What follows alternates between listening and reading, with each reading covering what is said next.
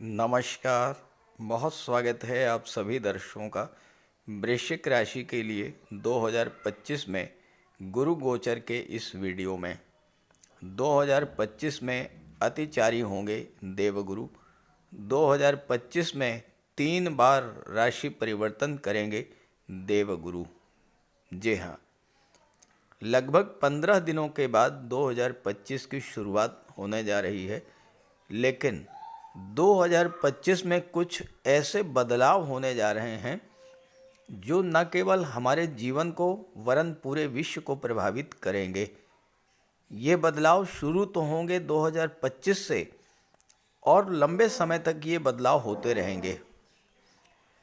आज के इस वीडियो में हम बात करेंगे उस ग्रह के बारे में जिसका सबसे ज़्यादा प्रभाव हमारे जीवन पर पड़ता है, और वो हैं देवगुरु बृहस्पति। गुरु हमें धन प्रदान करते हैं, मान सम्मान देते हैं, संतान और विवाह के कारक होते हैं, और गुरु ही हमें ज्ञान और शिक्षा प्रदान करते हैं। और सबसे बड़ी बात, हमारे भाग्य पर गुरु का ही नियंत्रण होता है। यही गुरु 2025 में 3 बार राशि परिवर्तन करेंगे। सामान्य तौर पर देवगुरु एक राशि में 1 वर्ष तक गोचर करते हैं, लेकिन 2025 ऐसा वर्ष है जिसमें देवगुरु अतिचारी हो रहे हैं, यानी सामान्य से अत्यंत तीव्र गति से गतिमान होंगे। किसी भी ग्रह की 3 गति होती हैं।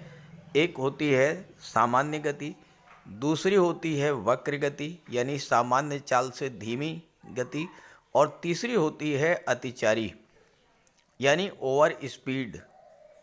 तो 2025 में गुरु की गति अत्यंत तीव्र रहेगी, सामान्य गति से बहुत अधिक तीव्र, लगभग 2.5 से 3 गुना अधिक तीव्र।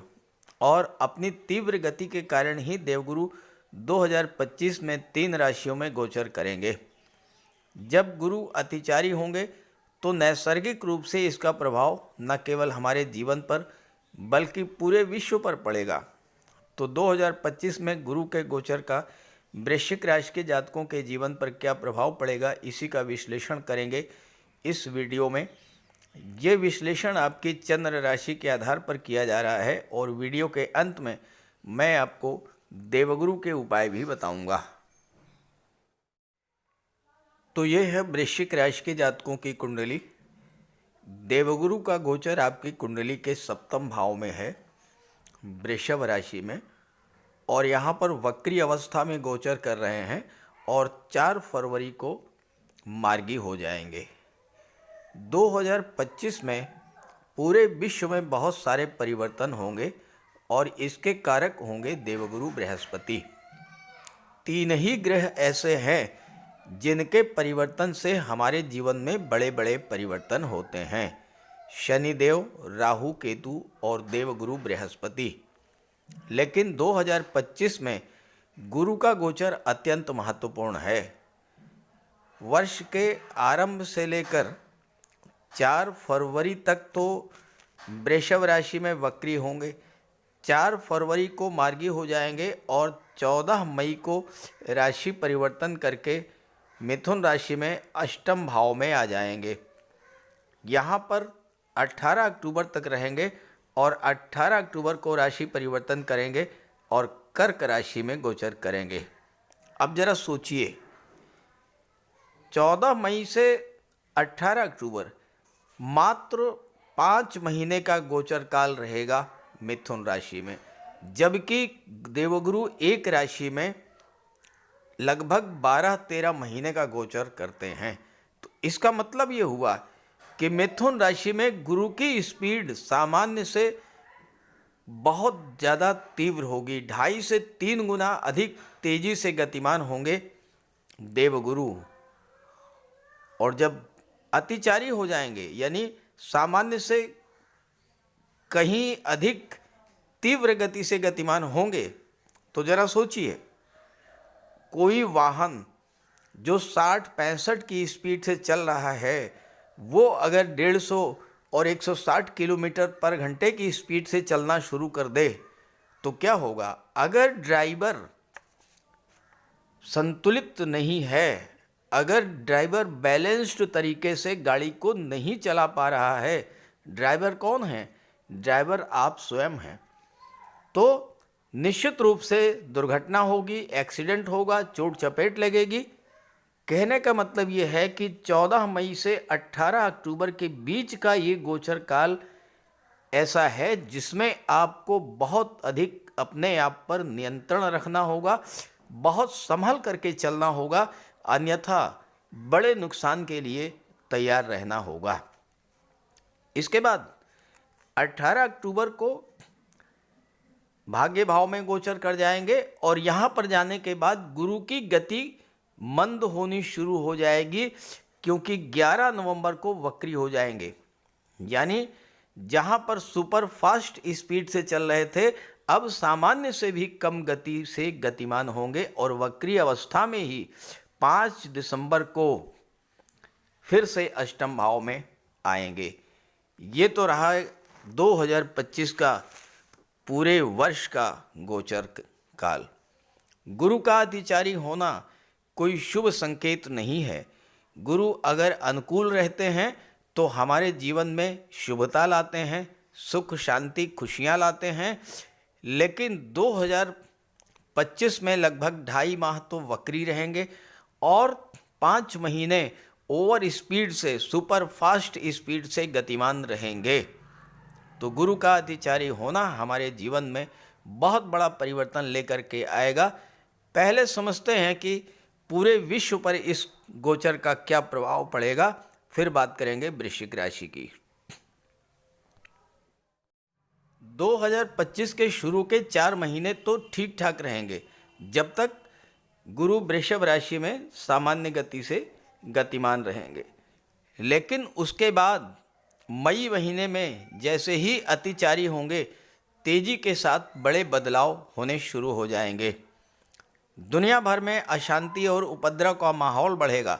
दुनिया के अलग अलग भागों में अलग अलग कारणों से अशांति पैदा होगी। कहीं पर युद्ध की स्थितियां बनेगी, कहीं दैवीय आपदा आएगी, कहीं महामारी की स्थिति बनेगी। जलवायु में बड़ा परिवर्तन आएगा, क्लाइमेट चेंज होगा। इसलिए हमें भी अपने जीवन में बहुत सारे बदलाव करने पड़ेंगे, ताकि बदलते समय के साथ अपने आप को एडजस्ट कर पाएं। विश्व की अर्थव्यवस्था में बड़े बदलाव आएंगे, क्योंकि गुरु धन के कारक, कोष के कारक, फाइनेंस के कारक होते हैं। कहीं कहीं फाइनेंशियल क्राइसिस की स्थिति भी पैदा होगी। हेल्थ इश्यूज को लेकर के समस्याएं बढ़ेंगी। याद कीजिए, पिछली बार 2018 से 2022 के बीच में जब गुरु अतिचारी हुए थे, कोरोना जैसी महामारी ने पूरे विश्व को अपनी चपेट में ले लिया था। हालांकि इसका समाधान भी होगा। गुरु के अतिचारी होने की शुरुआत 2025 में होगी और लगभग 8 वर्ष तक गुरु अतिचारी रहेंगे, 2033 तक। इसलिए पहले से ही आपको तैयार रहना होगा। अब वृश्चिक राशि के जातकों पर इसका क्या प्रभाव पड़ेगा, आइए इसको समझते हैं। 2025 में 14 मई तक देवगुरु आपकी कुंडली के सप्तम भाव में रहेंगे।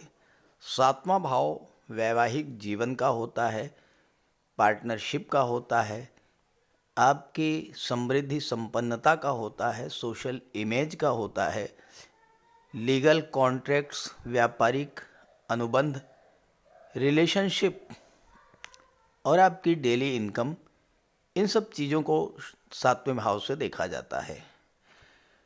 अब यहाँ पर 4.5 महीने तक देवगुरु आपके लिए बहुत अच्छा फल देंगे, क्योंकि गुरु की दृष्टि लाभ के भाव पर, लग्न के भाव पर और पराक्रम के भाव पर पड़ेगी। 7वां भाव विवाह का होता है और यहाँ पर आपके विवाह के सपने पूरे होंगे। देखिए, एक बात आपको समझनी है कि गुरु 4 फरवरी को जैसे ही मार्गी होंगे, धीरे धीरे गुरु की स्पीड बढ़ना शुरू होगी। क्योंकि ऐसा नहीं है कि एकदम से सामान्य गति में है और नेक्स्ट डे अगले ही दिन अत्यंत तीव्र गति से गतिमान हो जाए, गति तो धीरे धीरे ही बढ़ेगी। तो मार्च से ही गुरु की गति धीरे धीरे बढ़ना शुरू हो जाएगी और लगातार बढ़ती जाएगी, और 14 मई को जब मिथुन में जाएंगे तो गुरु की गति अत्यंत तीव्र होगी। तो 7वें भाव का फल आपको धीरे धीरे तेजी के साथ मिलना शुरू होगा। अब क्या होगा? विवाह का योग बनेगा, पार्टनरशिप के व्यापार से आपको लाभ होगा, दाम्पत्य जीवन में खुशियां लौटेंगी, आपकी डेली इनकम बढ़ेगी। अब लाभ के भाव पर गुरु की दृष्टि होगी, तो शुरू में तो आपकी इनकम थोड़ा धीरे धीरे बढ़ेगी, क्योंकि 4 फरवरी तक मार्गी वक्री रहेंगे।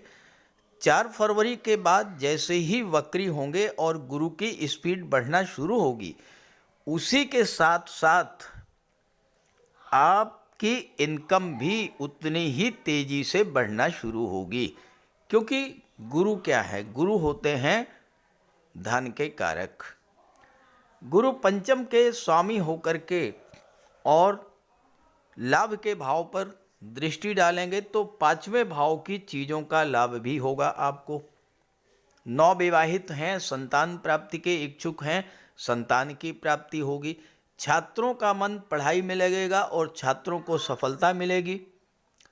जो लोग लव रिलेशन में हैं उनके विवाह के बंधन में बंधने का बहुत अच्छा योग बनेगा। खास करके 4 फरवरी के बाद जब गुरु की स्पीड बढ़ेगी तो विवाह के बंधन में बंधने का योग भी बहुत तेजी से बनेगा।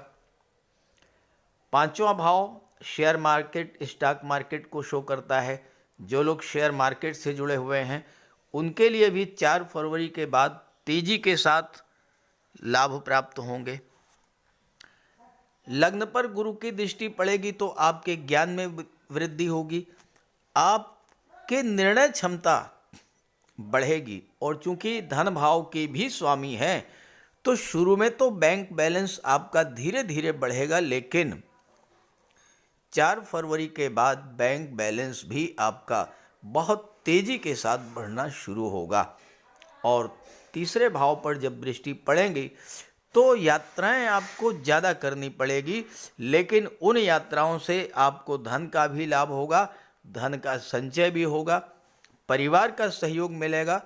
और बिजनेसमैन के लिए, खास करके जो लोग किसी तरह के फैमिली बिजनेस से जुड़े हैं, उनके लिए ये समय बहुत ही अच्छा रहेगा। 14 मई से 18 अक्टूबर के बीच का जो गुरु का गोचर काल है उसमें आपको बहुत ज़्यादा सावधान रहना होगा, क्योंकि एक तो 8वां भाव और 8वें भाव में भी अतिचारी गुरु, यानी 8वें भाव के फल अत्यंत तीव्र गति से आपको प्राप्त होंगे। अचानक से स्वास्थ्य आपका खराब हो सकता है, और स्वास्थ्य तो खराब ही नहीं होगा, बहुत ज़्यादा खराब होगा, और हो सकता है कि अस्पताल में भी भर्ती होना पड़े, क्योंकि गुरु की दृष्टि 12वें भाव पर पड़ेगी। हालांकि सबके साथ ऐसा नहीं होगा, लेकिन जिनके भी जन्म कुंडली में गुरु खराब हैं उनके साथ इस तरह की समस्याएं जरूर आएंगी। प्रॉपर्टी का कोई विवाद एकदम से उत्पन्न हो सकता है, कोर्ट कचहरी का कोई मैटर डेवलप कर सकता है। 8वां भाव विघ्न बाधाओं का, रुकावटों का होता है।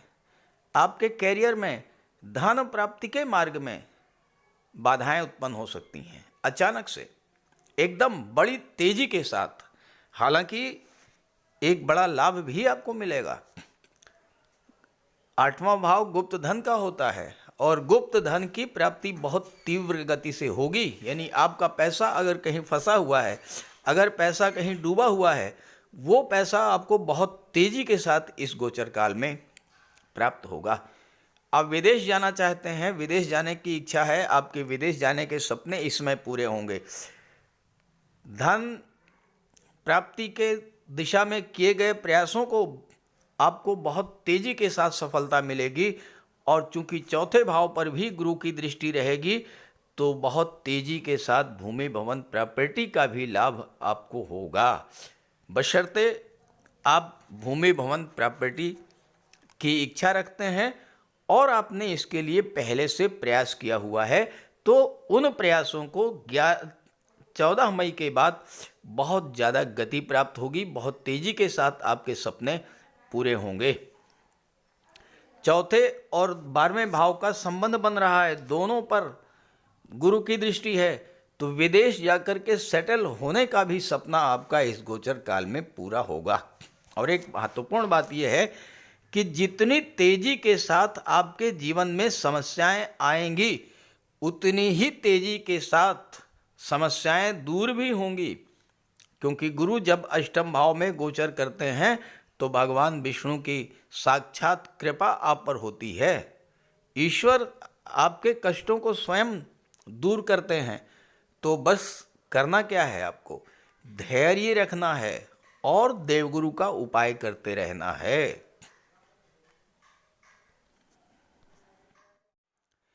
18 अक्टूबर को देवगुरु भाग्य भाव में गोचर कर जाएंगे अपनी उच्च की राशि कर्क राशि में, और यहाँ पर गुरु आपके लिए बहुत अच्छा फल देंगे, क्योंकि 18 अक्टूबर को यहाँ पर आएंगे और 11 नवंबर को वक्री हो जाएंगे, यानी कि सुपर फास्ट स्पीड से नॉर्मल स्पीड में और फिर नॉर्मल से भी कम स्पीड में, और 5 दिसंबर को फिर से अष्टम में आ जाएंगे।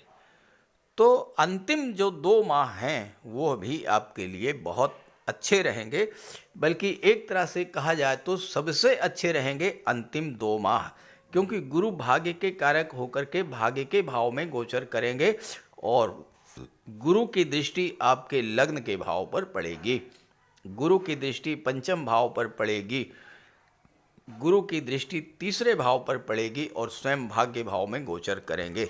इस समय भाग्य का पूरा पूरा साथ मिलेगा। भाग्य का साथ मिलने से तीसरे भाव, पांचवें भाव और लग्न के भाव की चीज़ों का लाभ मिलेगा, धन भाव की चीज़ों का लाभ मिलेगा और पंचम भाव की चीज़ों का, क्योंकि गुरु धन भाव और पंचम भाव के स्वामी हैं। तो 18 अक्टूबर के बाद आपके लिए समय बहुत अच्छा रहेगा, मन आपका प्रसन्न रहेगा, भाग्य का आपको साथ मिलेगा, पिता और गुरु का आशीर्वाद मिलेगा, धन का संचय होगा, संतान प्राप्ति के विवाह के सपने पूरे होंगे, संतान की भाग्योन्नति, आपके पिता की भाग्योन्नति और आपकी तीनों की ही भाग्योन्नति इस गोचर काल में होगी। छात्रों के लिए भी समय बहुत अच्छा रहेगा, भाग्य साथ देगा तो सफलता मिलेगी, कैरियर बनाने की दृष्टि से किए गए प्रयासों में भी आपको सफलता मिलेगी। कुल मिलाकर के शुरू के 4 महीने और अंतिम 2 महीने ये आपके लिए बहुत अच्छे हैं। बीच के जो 5 महीने हैं उसमें आपको सावधानी रखनी होगी, तो देवगुरु का आप उपाय करते रहेंगे तो कोई विशेष समस्या नहीं आएगी। बात करते हैं उपायों पर। कुंडली में देवगुरु बृहस्पति का बहुत ही महत्वपूर्ण स्थान है, क्योंकि देवगुरु कुंडली के पंचम और नवम भाव के कारक होते हैं। पंचम भाव से संतान का विचार किया जाता है, शिक्षा का विचार किया जाता है और नवम भाव से भाग्य का विचार किया जाता है। गुरु ग्रह भाग्य के लिए जिम्मेदार माने जाते हैं और किसी भी कार्य की सफलता के लिए देवगुरु का मजबूत होना बहुत ज़रूरी है। जब कुंडली में देवगुरु मजबूत होते हैं तो भाग्य का साथ मिलता है, जिस काम में हाथ डालते हैं वो सफल होता है, विवाह समय से होता है, शिक्षा अच्छी मिलती है, गुरु की कृपा रहती है, धन की प्राप्ति होती है। तो देवगुरु के लिए कुछ उपाय बताने जा रहा हूँ, उपाय ज़रूर कीजिएगा। अगर आपकी जन्म कुंडली में गुरु कमज़ोर स्थिति में है तो आपको गुरुवार का व्रत करना चाहिए। स्नान करते समय जल में आधा चम्मच हल्दी डालकर स्नान करें। स्नान के बाद पीले रंग के वस्त्र धारण करें और साथ ही साथ केसर या हल्दी का तिलक लगाएं। और गुरुवार के दिन भगवान विष्णु की उपासना करें। घर में केले का एक वृक्ष लगा लें, उसकी पूजा करें, उसकी सेवा करें। भोजन में चने के बेसन, चीनी और घी से बने लड्डू का सेवन करें और अपनी क्षमता के अनुसार पीले वस्त्र, हल्दी, शहद, धार्मिक पुस्तकें, इन सब का दान कर सकते हैं। अगर गुरु ग्रह कमज़ोर है तो पुखराज धारण करें, लेकिन इसके लिए किसी योग्य ज्योतिषी की सलाह ले लें। माता पिता, गुरु और बुज़ुर्गों का सम्मान करें, उनकी देखभाल करें और उनका आशीर्वाद प्राप्त करें। साफ सफाई रखें, गुरु की सेवा करें और दही और चावल गरीबों को खिलाएं। किसी गरीब को, किसी दिव्यांग व्यक्ति को भोजन कराएं। किसी वृद्धाश्रम में जाकर के वृद्धों के साथ कुछ समय बिताएं, उनकी समस्याओं को जानें, समझें। कोई ज़रूरी नहीं है कि आप धन से ही सहायता करें, तन और मन से भी आप मदद कर सकते हैं दूसरों की, और ऐसा करने से देवगुरु अत्यंत प्रसन्न होते हैं। और जब देवगुरु बलवान होंगे तो आपको पूरा लाभ मिलेंगे। तो ये उपाय करके देखिएगा, लाभ होगा। कमेंट करके बताइएगा ताकि आपके साथियों को भी इसका लाभ मिल सके। नमस्कार।